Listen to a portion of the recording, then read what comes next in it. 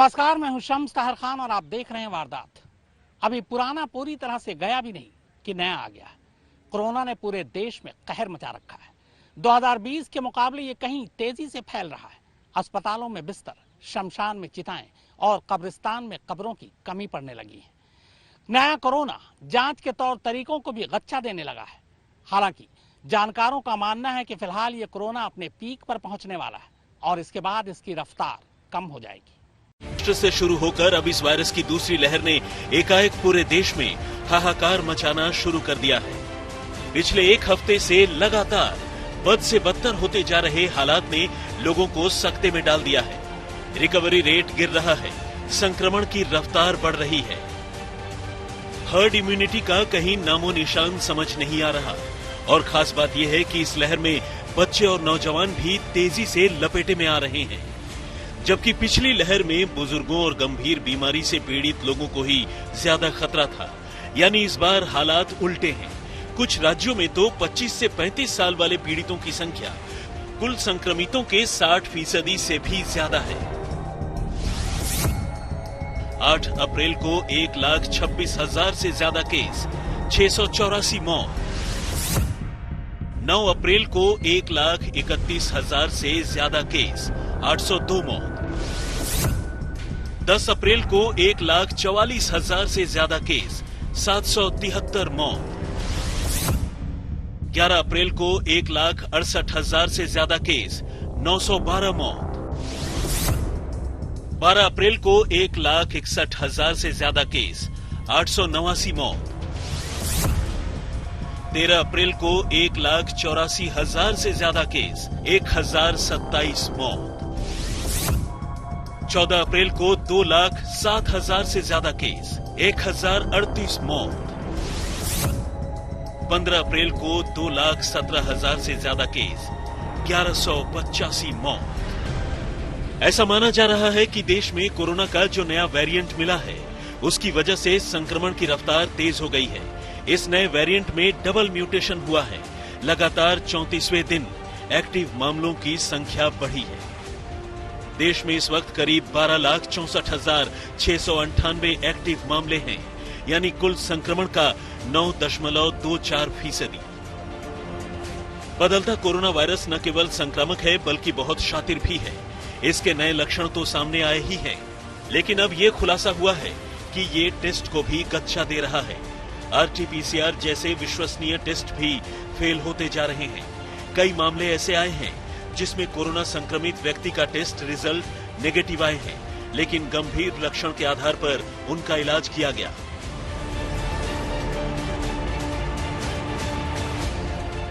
Corona संक्रमण का पता लगाने के लिए RT-PCR टेस्ट सबसे ज्यादा प्रभावी माना जाता है। इस टेस्ट में नाक और गले से लिए गए स्वैब की जांच की जाती है। इसमें वायरल RNA का पता लगाया जाता है। अगर टेस्ट पॉजिटिव आता है तो ये तय हो जाता है कि व्यक्ति कोरोना संक्रमित है। लेकिन अब चिंता की बात यह है कि कोरोना वायरस इस टेस्ट को भी गच्चा दे रहा है और कई मामलों में इस टेस्ट से कोरोना पॉजिटिव होने का पता नहीं चल पाया, जबकि मरीज संक्रमित था। दिल्ली के अस्पतालों में ऐसे कई मामले सामने आ चुके हैं।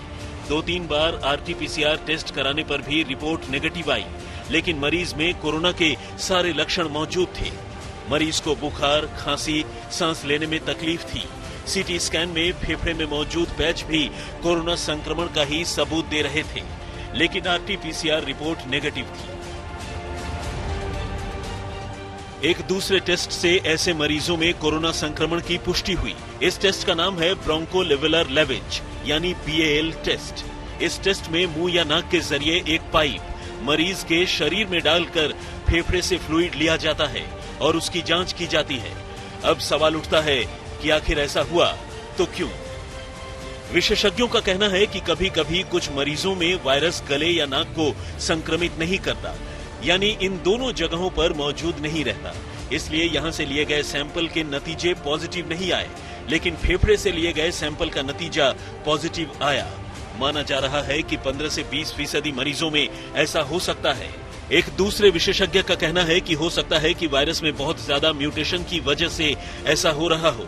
वायरस में बदलाव की वजह से इस बार मरीजों में नाक बहने, सर्दी और कंजंक्टिवाइटिस जैसे लक्षण भी दिख रहे हैं जो पहले नहीं थे। वायरस की लुकाछिपी का ये खेल मरीज के लिए जानलेवा साबित हो सकता है। टेस्ट रिपोर्ट अगर नेगेटिव आती है तो एक ओर जहां मरीज का इलाज नहीं होगा, वहीं दूसरी ओर वो संक्रमण फैलाता रहेगा। दोनों ही हालत खतरनाक हैं। एक ओर जहां मरीज की जान खतरे में पड़ सकती है, वहीं उसकी वजह से हालात और बिगड़ सकते हैं। देश में कोरोना के ताजे आंकड़े हालात बयान करने के लिए काफी हैं। अस्पतालों में बिस्तरों से लेकर शमशान में चिताओं तक के लिए एक बार फिर कतारें लगनी शुरू हो चुकी हैं। लेकिन नाउम्मीदी के अंधेरे के बीच कुछ खबरें उम्मीदें भी पैदा करती हैं। भले ही कोरोना का आंकड़ा रोजाना 1.5 लाख को क्रॉस कर चुका हो, लेकिन IIT कानपुर के स्कॉलर्स ने जो नया अनुमान लगाया है वो कोरोना के खौफ के बीच नई उम्मीद पैदा करता है। कोरोना के खिलाफ जंग में लोगों के इरादे को मजबूत करता है। IIT कानपुर के गणितीय मॉडल के मुताबिक 1,70,000 के स्तर पर पहुंचने के बाद इसकी दर एक बार फिर घटने लगेगी।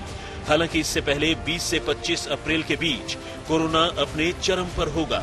प्रोफेसर मनिंदर अग्रवाल के मुताबिक इस बार इस संक्रमण की रफ्तार पिछली बार के मुकाबले काफी तेज है। पिछली बार संक्रमण की तीव्रता 0.15 थी, वहीं इस बार ये 0.4 हो गई है। संक्रमण की तीव्रता इस बार दोगुने से भी ज्यादा है। संक्रमण की तीव्रता का मतलब है जहां पिछली बार एक शख्स 7 दिन में दूसरे शख्स को संक्रमित कर रहा था, वहीं इस बार एक शख्स महज 2.5 दिन में दूसरे शख्स को संक्रमित कर रहा है।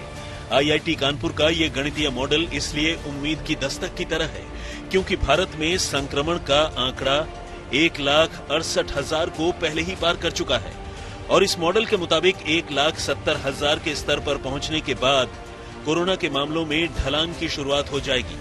अगर मॉडल के अनुमान सही साबित हुए तो दूसरी लहर का पीक करीब है।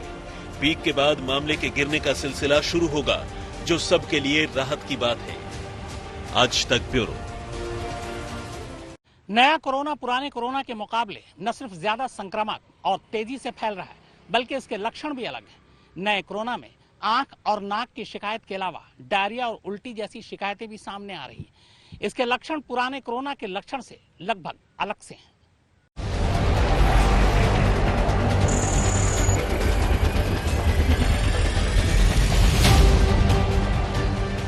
पूरी दुनिया में कोरोना के कोहराम की एक बड़ी वजह वायरस का लगातार बदलना है।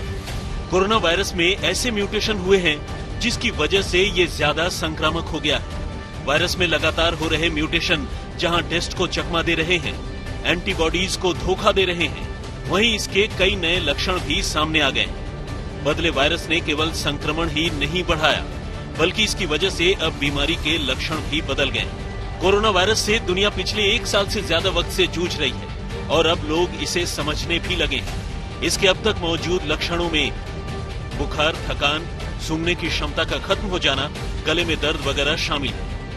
लेकिन बदलते वायरस के साथ इसके नए लक्षण भी सामने आ रहे हैं। तेजी से बढ़ते कोरोना संक्रमण के दौरान मरीजों में जो नए लक्षण देखे गए हैं, उनमें खास हैं आंखों का लाल या गुलाबी हो जाना या कंजंक्टिवाइटिस, कुछ सुनाई नहीं पड़ना, डायरिया और उल्टी, सामान्य फ्लू जैसे लक्षण, मसलन नाक बहना। जबकि आपको याद होगा कि नाक बहने जैसे लक्षण पहली लहर के दौरान नहीं दिखे। चीन में हुई एक स्टडी में ये बात सामने आई है कि लाल या गुलाबी आंखें या कंजंक्टिवाइटिस कोरोना का लक्षण हो सकता है। ऐसे में आंखें लाल हो सकती हैं, आंखों में सूजन आ सकती है और आंखों से लगातार पानी निकल सकता है। स्टडी में शामिल सभी 12 लोग वायरस के नए स्ट्रेन से संक्रमित थे। सभी संक्रमितों को कंजंक्टिवाइटिस हुई थी। चूंकि कोरोना वायरस आंखों के रास्ते भी शरीर में प्रवेश कर सकता है, शायद इसीलिए अब आंखों में भी लक्षण दिखने लगे। अभी इस बात पर अध्ययन जारी है कि क्या कोरोना वायरस आंखों की रोशनी पर भी असर डाल सकता है। सुनने की ताकत का चला जाना या कानों में साए साए की आवाज भी कोरोना संक्रमण के नए लक्षणों में शामिल है। पिछले महीने इंटरनेशनल जर्नल ऑफ ऑडियोलॉजी में प्रकाशित एक शोध रिपोर्ट से इस बात का खुलासा हुआ। इस शोध रिपोर्ट के मुताबिक कोरोना संक्रमण से सुनने की समस्या पैदा हो सकती है। एक या दोनों कान बजने लगते हैं। कोरोना संक्रमण के दौरान कुछ लोग अस्थायी रूप से बहरे भी हो सकते हैं। स्टडी में शामिल करीब 7.6% लोगों में कान की समस्या दिखी। We are seeing a lot of negative RT-PCR reports, but the patients are getting affected with the same symptoms. So, in those challenging cases, we are trying to extract the virus from deep inside the lung through a procedure called bronchoalveolar lavage. So that is becoming a handy tool for most of the clinicians to diagnose COVID-19 in such patients. Corona virus श्वसन प्रणाली के ऊपरी हिस्से को संक्रमित करता है, इसलिए आमतौर पर माना जाता है कि पेट की समस्या से इसका कोई संबंध नहीं है।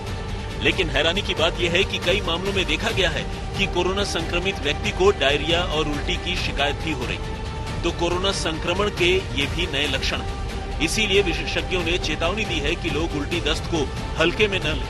इन नए लक्षणों पर ध्यान रखने की जरूरत है और ऐसा कुछ होते ही तत्काल कोरोना टेस्ट कराना चाहिए ताकि इलाज में देर न हो। आज तक ब्यूरो।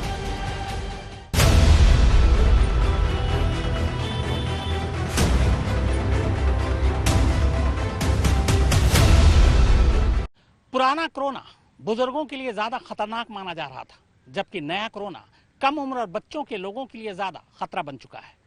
65% से ज्यादा कोरोना के नए मरीज 45 साल से कम उम्र के हैं, जबकि हर 20वां कोरोना का मरीज 10 साल से कम उम्र का है। और डिजीज कंट्रोल के हैं। गौर कीजिए कि कोरोना के कुल मरीजों में 4.42% मरीज 10 साल से कम वाले हैं, यानी बच्चे। परीक्षा देने वाले बच्चे भी चपेट में आ रहे हैं। ये चार्ट बताता है कि 11 साल के बच्चे से लेकर 20 साल के नौजवानों का कोरोना के मरीजों में हिस्सा 9.79% है। इस कैटेगरी में सारे बच्चे आते हैं, यानी बच्चे अब कोरोना से बचे नहीं हैं। एक्सपर्ट्स बताते हैं कि बच्चे पहले असिम्प्टोमेटिक थे, लेकिन अब उनमें कई लक्षण दिख रहे हैं, जैसे नाक बंद होना, पेट दर्द, दस्त, गले में दर्द, थकान और सिर दर्द। बच्चे अब बीमार भी हो रहे हैं और उनमें लक्षण भी दिख रहे हैं, यानी आज के हालात में परीक्षाएं करवाना किसी जोखिम से कम नहीं। और शायद इसीलिए अब बच्चों के लिए टीके की वकालत भी हो रही है। आज तक ब्यूरो। तो वारदात में फिलहाल इतना ही, मगर आज तक पर खबरों का सिलसिला लगातार जारी है।